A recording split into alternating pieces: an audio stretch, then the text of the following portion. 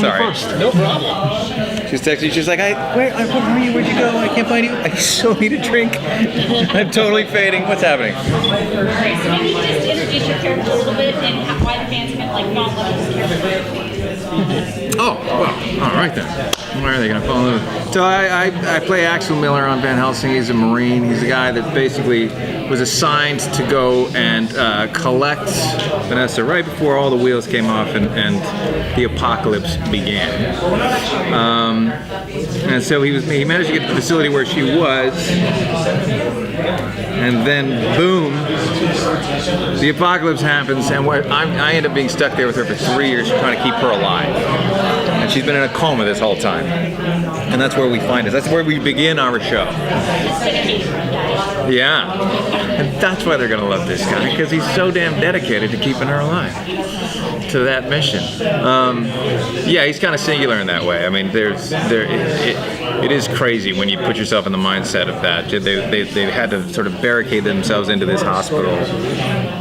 2.5 years had gone by before the last group of Marines decided that they were going to risk trying to make it to the military base or something like 30 miles away. Seemingly impossible. One of them makes it back 6 months later with another group of stragglers, and you know, I let them back in, and that's when some vampires get in with them. She gets bit. She wakes up miraculously, having been in this coma for 3 years, and that's literally in the first 5 minutes of the show.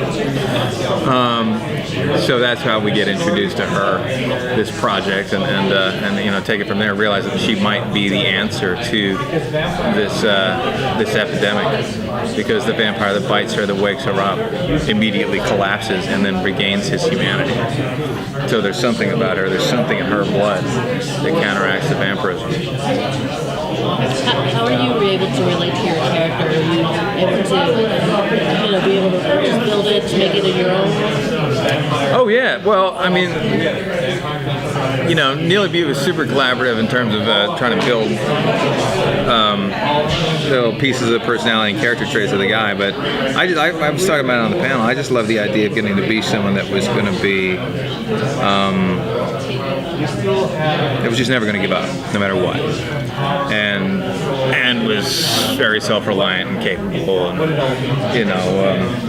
handy in all those kinds of ways. I'd had this adventure with my family where we'd gone off for 2.5 years and lived totally off the grid. We sailed 18,000 miles. We crossed the ocean, the Pacific Ocean, twice.